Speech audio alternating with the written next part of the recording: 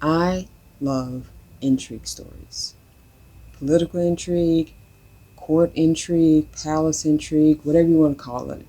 I love those stories. And if I were still writing, I would totally love to be able to write one of those stories. But that presents a bit of a problem. Because the reason I love intrigue stories so much is because I'm always waiting to see what's going to happen next. Who's going to make an alliance with who? Who's going to stab who in the back? And when's the next war coming, and who's going to win? Because let's face it, there's always a war, and I'm here for it. In fiction, of course. But if I'm the one writing the story, that means that I know what's going to happen. Or at least, since I'm very much a planner when it comes to writing, I would have to figure out what happens, and that kind of ruins all of the fun for me. Yet, waiting around for somebody else to write an intrigue story, well, I'm impatient. So, I want more stories now. So I'm making a game. And I'm calling it a palace crawler. So I'm sure we all know what a dungeon crawler is. You wake up in some dark, dank place and take off in a direction. You gather tools and weapons and supplies, probably some clothes, and fight monsters and guards so that you can find the exit. We get it. Side note, I actually made my own weird little dungeon crawler. It's up on itch if you want to play.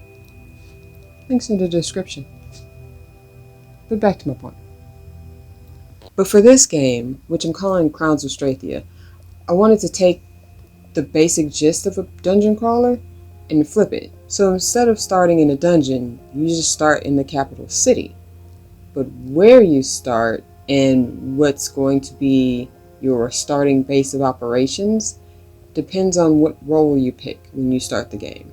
And you can choose from 4. There's basically this world's version of a knight, a merchant, a scholar, and a sacred prostitute. Because yes, I'm putting prostitutes in my game. In fact, the whole game is set in a world that I started building during my live streams. And in that world, magic and religion play a really big part of politics. So in the game, your goal is going to be to work your way into the palace and take the throne.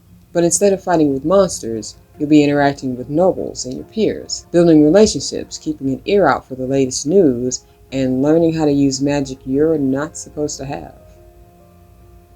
So far I've been laying some groundwork for the game, setting up systems that I'll need to make it all work. But my hope is that as you play the game, you'll be able to generate your own intrigue stories with their own twists and turns based on the relationships you build and the moves that you make and the characters that you interact with. I still have a ton of work to do, and I'll probably be doing most of it during my live streams, but I'm super excited about this game. I love coding and creating systems, and in the end, if it all goes well, I get to have my cake and eat it too. I don't even like cake that much. Is there another saying that we can use that means the same thing? I like cookies. I can have my cookies and eat them too. But you can have more than one cookie. Anywho, I'm excited to get back to work. And I would love it if you would come by the stream and give me some ideas for characters or plot beats or, I don't know, what a flag should look like.